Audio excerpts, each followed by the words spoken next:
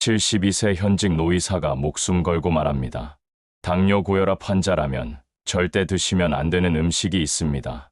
건강한 줄 알고 먹었던 그 음식이 사실은 혈관을 망가뜨리고 뇌졸중까지 불러올 수 있습니다.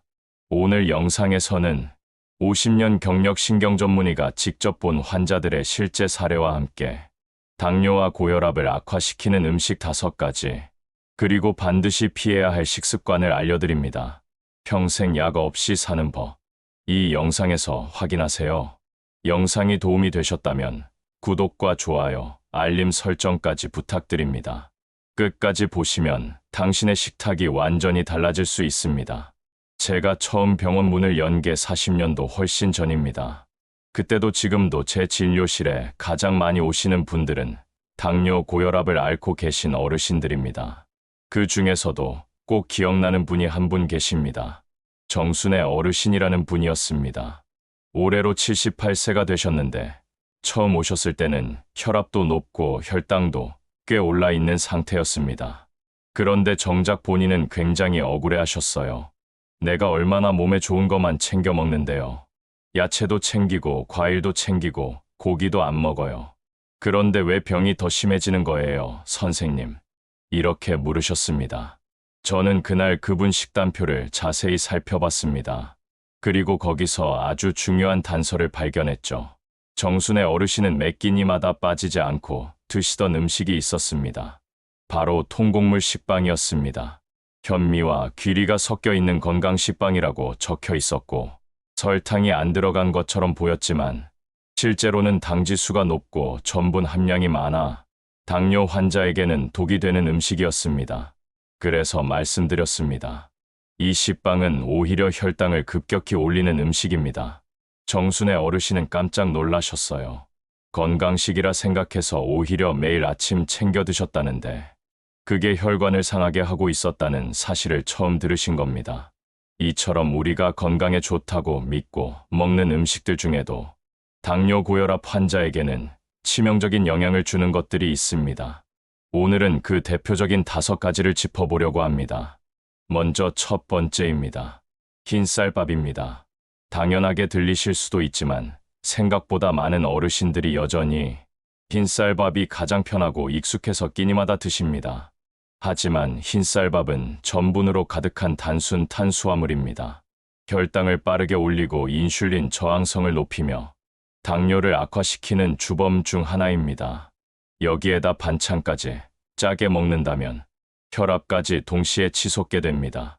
한 번은 81세 강동길 어르신께서 내원하셨는데 별다른 과식도 없고 술도 안 드시는데 혈당이 조절이 안 된다고 하셨어요. 식사를 묻자 하루 3끼 꼬박꼬박 흰쌀밥으로 드신다는 말씀을 들었죠.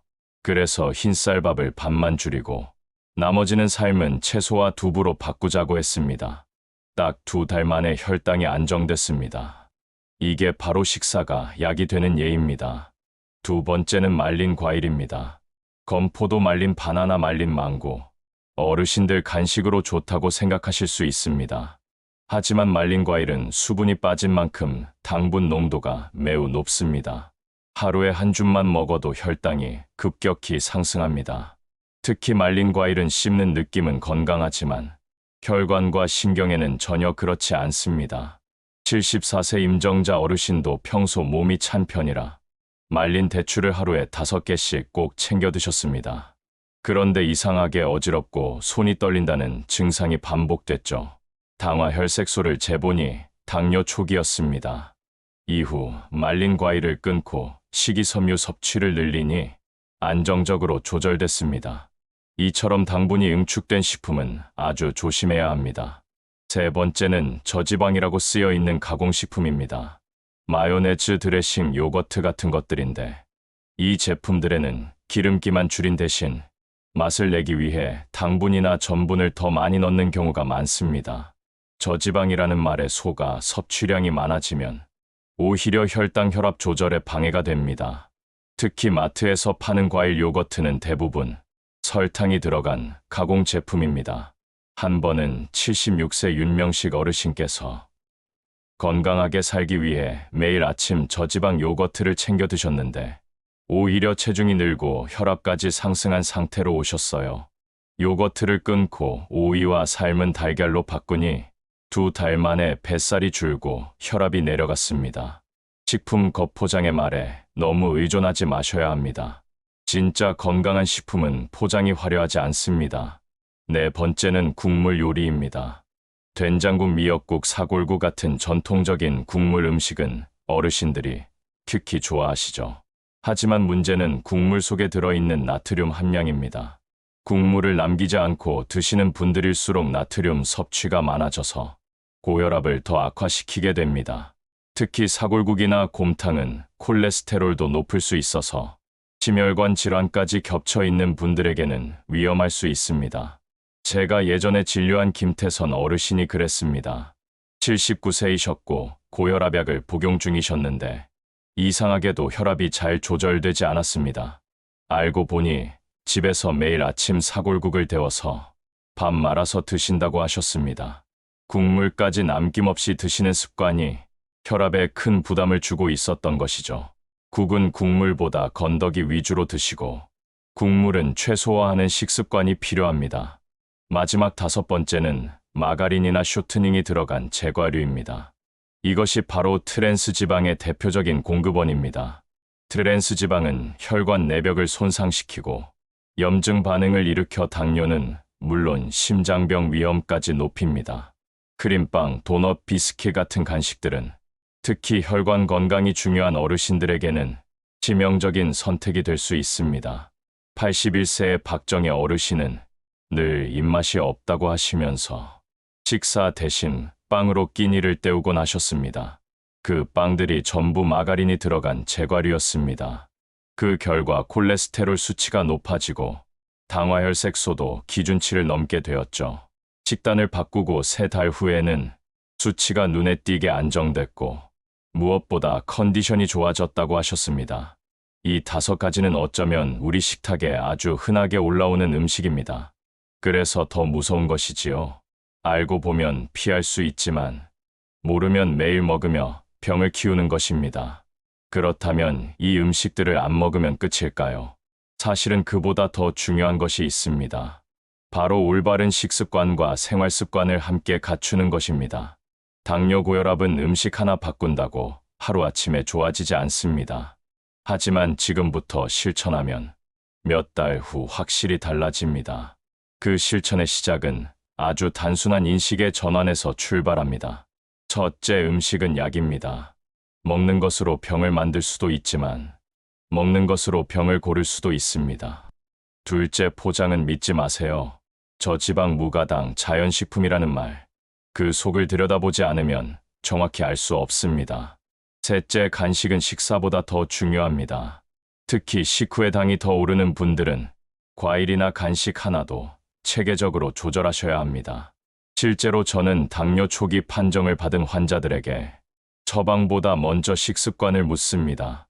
하루에 몇 끼 드시는지, 간식은 어떤 걸 드시는지, 물은 얼마나 마시는지. 이 단순한 질문들이 결국 진짜 해답을 알려줍니다. 저는 제 진료실에서 수많은 환자들을 보며 같은 질문을 수백 번 했습니다. 그리고 똑같은 교훈을 얻었습니다. 건강은 특별한 것이 아닙니다. 반복입니다. 건강한 선택을 오늘 한번 하는 게 아니라 내일도 또 하고 모레도 또 하는 것. 그게 결국 평생 건강으로 이어지는 유일한 길입니다. 그리고 당뇨와 고혈압은 그 반복을 가장 먼저 요구하는 병입니다. 이어지는 내용에서 어르신들께 도움이 되는 식사법, 그리고 무엇보다 중요한 식후 관리법에 대해 말씀드리겠습니다. 식사 후 관리가 왜 중요하냐고 묻는 분들이 계십니다. 식사는 하루에 3번이지만 그 여우는 하루 종일 우리 몸 안에서 이어지기 때문입니다. 특히 당뇨와 고혈압을 앓고 있는 분들은 식사 직후의 혈당과 혈압 반응을 무시하면 안 됩니다. 식사 후 혈당이 얼마나 오르느냐에 따라 혈관이 받는 스트레스가 달라지고 그게 결국 합병증으로 이어지기도 합니다. 그래서 저는 항상 말씀드립니다. 식사 후 15분에서 30분은 꼭 움직이셔야 합니다. 앉아서 TV를 보거나 누워 계시면 그 식사가 그대로 혈관을 공격하게 됩니다. 정말 간단한 걷기라도 괜찮습니다. 집 안에서 100걸음만 걸으셔도 혈당 반응은 전혀 다르게 나타납니다. 한 번은 75세 이복순 어르신께서 식사 후 혈당이 높게 나와 걱정된다고 하셨습니다. 그런데 식후 습관을 여쭤보니 식사하고 바로 소파에 앉아 계신다는 거였습니다. 그래서 제안을 드렸습니다. 식후에 10분만 마당을 걸어보시라고요. 그 후 한 달 뒤 내원하셨을 때 식후 혈당 수치가 뚝 떨어져 있었습니다. 몸이 가벼워졌다고도 하셨고 밤에 다리가 저리던 것도 사라졌다고 하셨습니다. 이렇게 작은 변화가 큰 결과를 만듭니다. 또 하나 중요한 건 물입니다. 물은 혈액을 묽게 하고 신장을 보호하며 노폐물을 배출하는 데 반드시 필요합니다. 특히 고혈압 환자분들께는 수분 섭취가 부족하면 혈액이 끈적해지고 혈압이 더 오를 수 있습니다. 하루 1리터에서 1.5리터 정도는 천천히 나눠 마시는 것이 좋습니다. 갑자기 많이 마시면 오히려 심장에 부담이 갈 수 있으니 식사 전후로 나눠 마시는 습관을 들이시는 게 좋습니다. 그리고 제가 꼭 당부드리고 싶은 말이 있습니다. 혈압약과 당뇨약을 드신다고 해서 마음 놓고 드셔도 되는 음식은 없습니다. 약은 병을 치료하는 것이 아니라 조절할 수 있게 도와주는 수단일 뿐입니다. 궁극적으로 우리 몸을 지키는 건 우리가 매일 하는 선택입니다. 그 선택이 모여서 인생을 바꾸는 겁니다. 제가 진료실에서 만난 분들 중에는 80이 넘어서도 약 없이 지내시는 분들도 계셨습니다. 반대로 60도 안 돼서 투석이나 중풍으로 고생하시는 분들도 계셨습니다. 그 차이는 절대 운이 아닙니다. 먹는 것, 마시는 것, 움직이는 것, 그 모든 일상의 습관에서 결정되는 겁니다. 그래서 오늘 알려드린 음식들 5가지만 피하셔도 당장 내일부터 몸이 달라질 수 있습니다. 몸이 가벼워지고 혈당이 덜 오르고 혈압이 부드럽게 유지되기 시작할 수 있습니다. 그리고 그 변화를 매일매일 이어가면 지금의 수치보다 10년 후의 삶이 훨씬 나아질 수 있습니다. 이제 남은 건 선택입니다. 나는 이대로 살 것인가? 아니면 오늘부터 달라질 것인가? 정답은 어르신들 마음속에 이미 있습니다. 계속해서 더 구체적인 식단 구성법과 실제로 어르신들께 효과가 있었던 사례들, 그리고 약 없이 살아가는 어르신들의 공통점을 이어서 설명드리겠습니다. 이제 어르신들께 실질적으로 도움이 되었던 식단 예시를 하나하나 짚어드리겠습니다. 먼저 아침 식사입니다. 많은 어르신들이 아침에 입맛이 없다고 하시며 빵 한 조각이나 커피만 드시고 넘기시는 경우가 많습니다. 하지만 공복 후 첫 끼는 혈당과 혈압을 가장 많이 흔들 수 있는 시점입니다. 그래서 아침은 반드시 단백질과 식이섬유 중심으로 구성해야 합니다. 예를 들어 삶은 달걀 1개, 삶은 브로콜리나 시금치 한 줌, 검은 콩 2숟가락 정도, 그리고 현미밥 반 공기. 이렇게만 드셔도 포만감은 충분하고 혈당은 급격히 오르지 않습니다. 또한 커피를 드시더라도 설탕이나 프림을 넣지 않고 미지근한 물과 함께 드시는 것이 좋습니다. 76세의 윤길자 어르신은 예전엔 아침마다 식빵에 잼을 발라 드셨는데 혈당이 계속 불안정해서 고민이 많으셨습니다. 그런데 이 식단으로 바꾸고 나니 식후 혈당이 이전보다 훨씬 안정됐고 무엇보다 오전에 피곤한 느낌이 줄었다고 하셨습니다. 점심은 활동량에 따라 약간의 탄수화물을 보충해도 좋습니다. 하지만 흰쌀밥보다는 현미밥이나 귀리밥 같은 복합 탄수화물을 선택하셔야 합니다. 예를 들어 현미밥 반 공기, 닭가슴살 혹은 두부 반 모, 생야채 샐러드 한 접시, 된장국은 국물은 거의 드시지 않고 건더기만 드시기. 이 정도 구성이면 영양소도 균형 있게 들어가고 혈당에도 큰 무리가 없습니다. 78세의 남용훈 어르신은 점심에 외식을 자주 하셔서 항상 식후 혈당이 문제였는데 외식 메뉴에서 밥을 반만 드시고 야채와 단백질 위주로 먹는 습관을 들이신 뒤 당화혈색소가 눈에 띄게 떨어졌습니다. 저녁 식사는 가장 가볍게 하시는 것이 좋습니다. 하루 중 활동량이 가장 적은 시간대이기 때문에 소화 부담이 없고 혈당 변동을 줄일 수 있도록 야채 위주로 구성하셔야 합니다. 예를 들면 두부조림, 숙주나물 무침, 삶은 애호박이나 가지, 그리고 된장국 건더기. 이 정도면 충분합니다. 특히 70대 이상 어르신들은 밤에 공복감을 피하려고 과일이나 과자를 드시는 경우가 많은데 그 대신 따뜻한 차 한 잔, 예를 들어 보리차나 둥글레차를 드시는 것이 좋습니다. 이렇게 식단이 단순하지만 꾸준히 유지되면 자연스럽게 몸이 바뀝니다. 그리고 어르신들이 가장 궁금해하시는 것 중 하나가 약을 끊을 수 있느냐는 질문입니다. 정확히 말씀드리면 모든 사람이 약을 끊을 수 있는 건 아닙니다. 하지만 분명한 건 꾸준히 식단을 관리하고 생활 습관을 개선한 분들 중에서는 약의 용량을 줄이거나 하루 한 번으로 줄인 경우가 굉장히 많다는 사실입니다. 한 예로 80세의 김명호 어르신은 당뇨약을 하루 3번 드시다가 지금은 아침 한 번만 복용하고 계십니다. 그분이 한 말이 기억에 남습니다. 선생님 덕분에 약이 줄었고 아침에 손이 안 떨려서 글씨도 다시 쓰게 됐습니다. 이 말이 저는 가장 큰 보람이었습니다. 이제 어르신들께 꼭 알려드리고 싶은 운동과 식이의 균형에 대해, 그리고 혈압 혈당이 동시에 높은 분들을 위한 복합관리법까지 이어서 설명드리겠습니다. 당뇨와 고혈압을 동시에 갖고 계신 어르신들이 많습니다. 그럴 때는 식단 하나, 운동 하나도 조심스럽게 접근해야 합니다. 왜냐하면 혈당을 낮추는 식단이 때로는 혈압에는 부담이 될 수 있고, 반대로 저염식 위주로 하다 보면 탄수화물이 부족해져서 오히려 저혈당 증상이 올 수도 있기 때문입니다. 그래서 저는 항상 균형이라는 말씀을 드립니다. 예를 들어 단백질이 중요하다고 해서 매 끼니마다 고기만 드시는 것도 아니고, 탄수화물이 무섭다고 해서 밥을 완전히 끊는 것도 아닙니다. 그보다는 한 끼 식사 안에서 복합 탄수화물 30%, 양질의 단백질 30%, 야채와 식이섬유 40%, 이 비율을 맞추는 게 핵심입니다. 그리고 운동도 마찬가지입니다.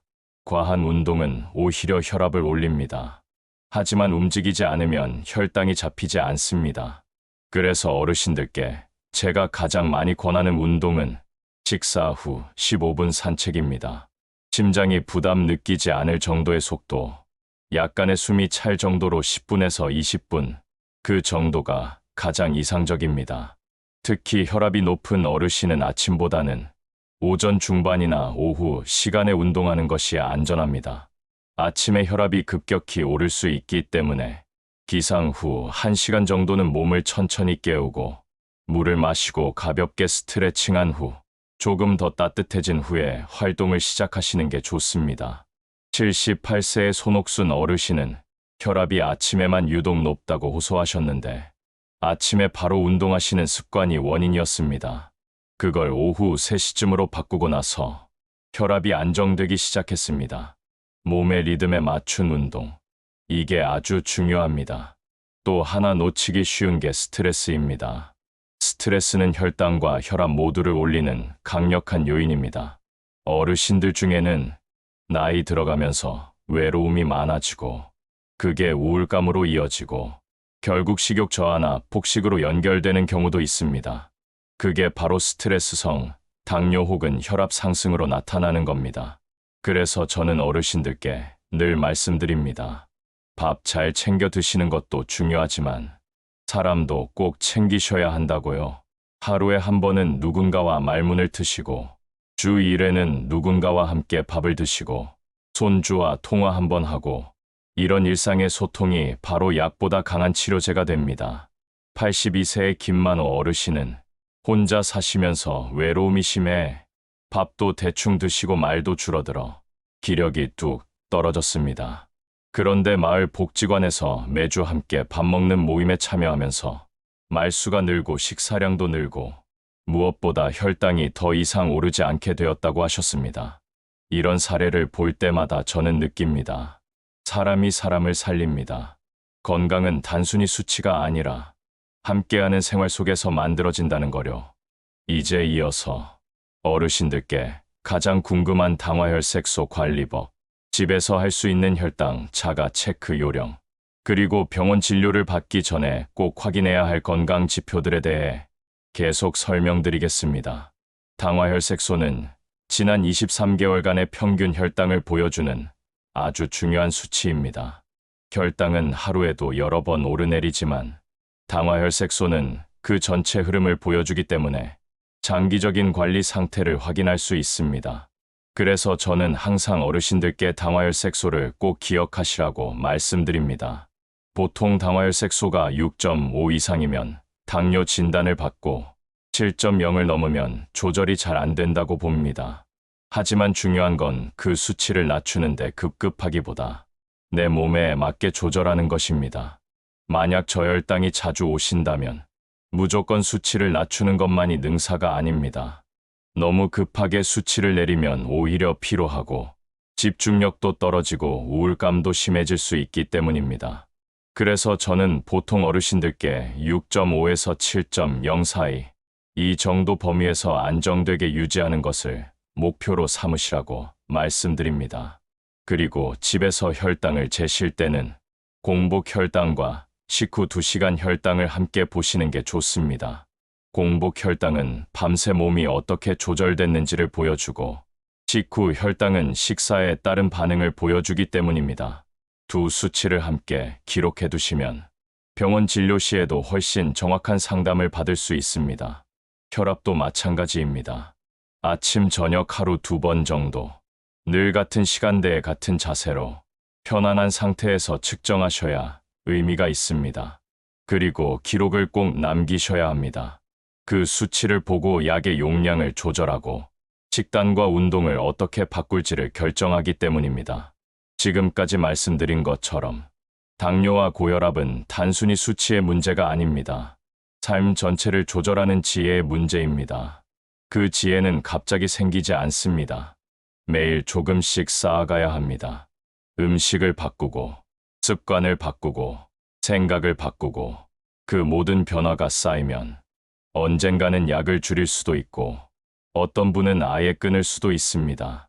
그리고 가장 중요한 건 내 몸이 다시 가벼워지고, 에너지가 살아나고, 무엇보다 손주와 함께 걷고, 가족과 웃으며 식사할 수 있는 힘이 생긴다는 겁니다. 저는 수많은 환자분들을 진료하면서 느낍니다. 병은 사람을 고립시키지만 회복은 사람을 연결합니다. 식탁이 바뀌고 나면 마음이 바뀌고 마음이 바뀌면 삶이 바뀝니다. 어르신들, 오늘 알려드린 5가지 음식 다시 한번 꼭 돌아보시고 내 식탁부터 점검해 보시길 바랍니다. 그리고 내일부터라도 작은 변화 하나 시작해 보시길 바랍니다. 식빵을 반으로 줄이기, 국물은 건더기만 먹기, 식후 15분 산책하기. 이렇게 작게 시작해도 그 변화는 반드시 옵니다.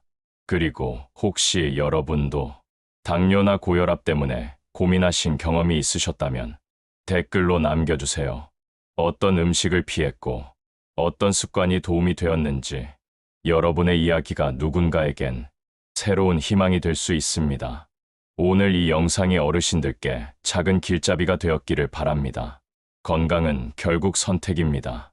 오늘 그 선택을 시작해 주셔서 감사합니다.